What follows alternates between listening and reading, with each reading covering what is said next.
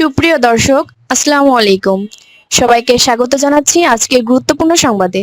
প্রথমে জানিয়ে দিচ্ছি সংবাদ শিরোনাম, পরে বিস্তারিত। নতুন বেতন কাঠামো নিয়ে চরম উৎকণ্ঠায় সরকারি চাকরিজীবীরা। এদিকে পুশ ইন ও সীমান্ত হত্যা বন্ধের দাবি ভাসানী জনশক্তি পার্টির সমাবেশ। অপরদিকে বাংলাদেশ সীমান্তে কাঁটাতারের বেড়া নির্মাণে বাধা, বিক্ষোভ ভারতীয় গ্রামবাসীর। এবং সবশেষে থাকছে পুশ ইন ঠেকাতে ভারতকে 12-13টি চিঠি দিয়েছে সরকার, পররাষ্ট্র প্রতিমন্ত্রী। শুনছিলেন সংবাদ শিরোনাম, এখন বিস্তারিত। তার আগে ছোট্ট একটি আবেদন, সঠিক ও নির্ভরযোগ্য সংবাদ পেতে আমাদের চ্যানেলটি সাবস্ক্রাইব করুন। আপনাদের মতামত কমেন্টে জানান, আর ভিডিওটি ভালো লাগলে একটি লাইক দিতে ভুলবেন না। আপনাদের মতামতই আমাদের শক্তি। এখন চলুন বিস্তারিত দেখা যাক। নতুন বেতন কাঠামো নিয়ে চরম উৎকণ্ঠায় সরকারি চাকরিজীবীরা। নতুন বেতন কাঠামোর আনুষ্ঠানিক প্রজ্ঞাপন ও বাস্তবায়ন প্রক্রিয়া নিয়ে অনিশ্চয়তার কারণে উদ্বেগের মধ্যে রয়েছেন সরকারি কর্মকর্তা-কর্মচারীরা। 2015 সালে অষ্টম পে স্কেল কার্যকর হওয়ার পর প্রায় এক যুগ পার হতে চললেও মূল্যস্ফীতি ও জীবনযাত্রার ক্রমবর্ধমান ব্যয়ের সঙ্গে সামঞ্জস্যপূর্ণ নতুন বেতন কাঠামোর বিষয়ে এখনও কোনো চূড়ান্ত ঘোষণা আসেনি। দীর্ঘদিন ধরে সরকারি চাকরিজীবীরা নবম পে স্কেল বাস্তবায়নের দাবি জানিয়ে আসছেন। বিভিন্ন সময়ে গণমাধ্যমে ন্যূনতম বেতন 8,250 টাকা থেকে বাড়িয়ে 20,000 টাকা করার সুপারিশ সহ পে কমিশনের বিভিন্ন প্রস্তাবনা প্রকাশিত হলেও এখনও চূড়ান্ত প্রজ্ঞাপন জারি না হওয়ায় চাকরিজীবীদের মধ্যে হতাশা বাড়ছে। সংশ্লিষ্ট সূত্রে জানা গেছে, সরকারের আর্থিক সক্ষমতা বিবেচনায় নতুন পে স্কেল একযোগে বাস্তবায়নের পরিবর্তে ধাপে ধাপে কার্যকর করার বিষয়টি বিবেচনা করা হচ্ছে। তবে এই প্রস্তাবের বিরোধিতা করছেন বিভিন্ন কর্মচারী সংগঠনের নেতারা। তাদের দাবি, আংশিক নয় বরং একবারই পূর্ণাঙ্গ নতুন পে স্কেল বাস্তবায়নের ঘোষণা দিতে হবে। চাকরিজীবীদের মতে, দীর্ঘদিন পর বেতন বৃদ্ধির উদ্যোগ ইতিবাচক হলেও উচ্চ মূল্যস্ফীতির বর্তমান পরিস্থিতিতে ধাপে ধাপে বেতন বৃদ্ধি বাস্তব জীবনের আর্থিক চাপ কমাতে পর্যাপ্ত হবে না। তারা এক ধাপে শতভাগ নতুন পে স্কেল কার্যকরের দাবি জানিয়েছেন। আগামী 1 জুলাই থেকে নতুন পে স্কেল কার্যকর করার আলোচনা থাকলেও জুনের মধ্যে প্রজ্ঞাপন জারি না হলে প্রশাসনিক ও আইনি জটিলতা তৈরি হতে পারে বলে আশঙ্কা প্রকাশ করেছেন সংশ্লিষ্টরা। ফলে নতুন বেতন কাঠামো নিয়ে সরকারি চাকরিজীবীদের উৎকণ্ঠা দিন দিন বাড়ছে। এদিকে পুশ ইন ও সীমান্ত হত্যা বন্ধের দাবি ভাসানী জনশক্তি পার্টির সমাবেশ। অবিলম্বে ভারতের নাগরিকদের জোরপূর্বক বাংলাদেশে পুশ ইন এবং উভয় দেশের সীমান্তে বাংলাদেশিদের হত্যা ও নির্যাতন বন্ধের দাবি জানিয়েছে ভাসানী জনশক্তি পার্টি।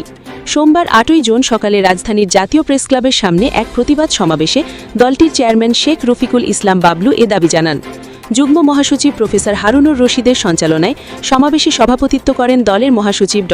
আবু ইউসুফ সেলিম। বিশেষ অতিথি হিসেবে বক্তব্য রাখেন কাজী মোহাম্মদ নাহিদ, প্রেসিডিয়াম সদস্য জাতীয় পার্টি জাফর।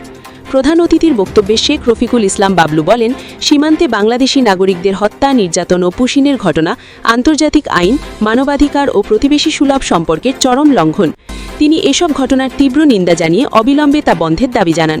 তিনি বলেন, বাংলাদেশ একটি স্বাধীন ও সার্বভৌম রাষ্ট্র। দেশের সুরক্ষা, মর্যাদা ও জাতীয় স্বার্থ রক্ষার প্রশ্নে কোনো আপোষ করা হবে না।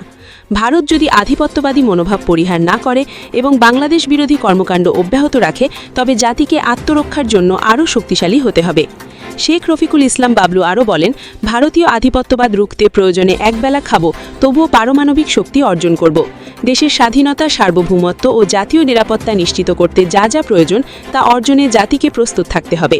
সমাবেশে সংহতি প্রকাশ করে বক্তব্য রাখেন শ্রমিক ফেডারেশনের সাধারণ সম্পাদক ফয়েজ আহমেদ, ভাসানী জনশক্তি পার্টির প্রেসিডিয়াম সদস্য মোহাম্মদ আলী, বাবুল বিশ্বাস ও মোশাররফ হোসেন, কেন্দ্রীয় নেতা কাজী নজরুল ইসলাম, বীর মুক্তিযোদ্ধা আব্দুল হাকিম, মনিরুজ্জামান, শাহানা বেগম এবং ইমরুল হাসান ওয়াসিম।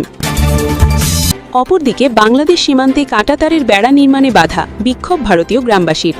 ভারত বাংলাদেশ সীমান্তে কাঁটাতারের বেড়ার নকশা নিয়ে তীব্র আপত্তি জানিয়ে বিক্ষোভ শুরু করেছেন মেঘালয়ের একটি বর্তবর্তী গ্রামের বাসিন্দারা।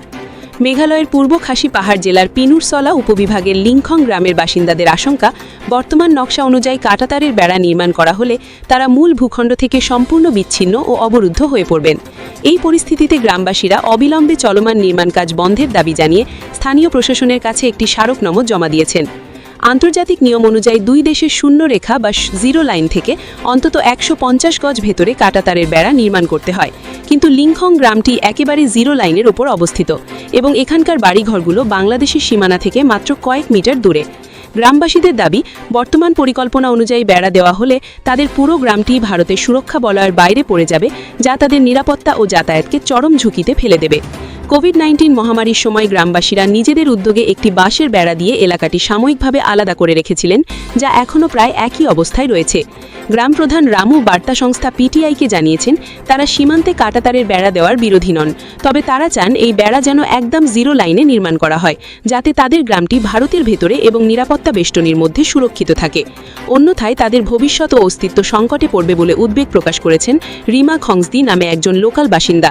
তিনি এই বিষয়ে রাজ্য সরকারকে দ্রুত পদক্ষেপ নেওয়ার এবং কেন্দ্রীয় সরকারের সাথে কথা বলার অনুরোধ করেছেন। সীমান্ত সুরক্ষার অংশ হিসেবে এই বেড়া নির্মাণের কাজ চললেও স্থানীয় জটিলতা ও দুর্গম ভূপ্রকৃতির কারণে মেঘালয়ের 444 কিলোমিটার সীমান্ত এলাকার মধ্যে এখনও প্রায় 80 কিলোমিটার অংশ অরক্ষিত রয়ে গেছে। এদিকে বর্ডার সিকিউরিটি ফোর্সের একজন শীর্ষ কর্মকর্তা জানিয়েছেন, লিংখং গ্রামের বাসিন্দাদের নিরাপত্তা নিশ্চিত করতে সেখানে ইতিমধ্যে একটি আউটপোস্ট বা ফাঁড়ি স্থাপন করা হয়েছে এবং বিএসএফ জওয়ানরা লোকালদের সব ধরনের সহায়তা দিচ্ছেন। উদ্ভূত পরিস্থিতি নিয়ে মেঘালয়ের স্বরাষ্ট্র দপ্তরের একজন উচ্চপদস্থ কর্মকর্তা জানিয়েছেন, যেসব এলাকায় জনবসতি ক্ষতিগ্রস্ত হওয়ার আশঙ্কা রয়েছে সেখানে জিরো লাইনেই একক সারির বা সিঙ্গেল রো কাঁটাতারের বেড়া নির্মাণের জন্য ভারতের পক্ষ থেকে বাংলাদেশের সাথে যোগাযোগ করা হয়েছে। এই প্রস্তাব নিয়ে দ্বিপাক্ষিক আলোচনা শুরু হলেও বাংলাদেশের নতুন সরকারের কাছ থেকে এখনও চূড়ান্ত কোনো সিদ্ধান্ত পাওয়া যায়নি। এবং সবশেষে থাকছে, পুশ ইন ঠেকাতে ভারতকে 12-13টি চিঠি দিয়েছে সরকার। পররাষ্ট্র প্রতিমন্ত্রী। সীমান্তে বর্ডার গার্ড বাংলাদেশ বিজিবি শক্তভাবে পুশ ইন প্রতিহত করছে বলে জানিয়েছেন পররাষ্ট্র প্রতিমন্ত্রী শামা ওবায়দ ইসলাম। তিনি বলেছেন, পুশ ইন বন্ধে ভারত সরকারকে 12-13টি চিঠি দিয়েছে বাংলাদেশ সরকার।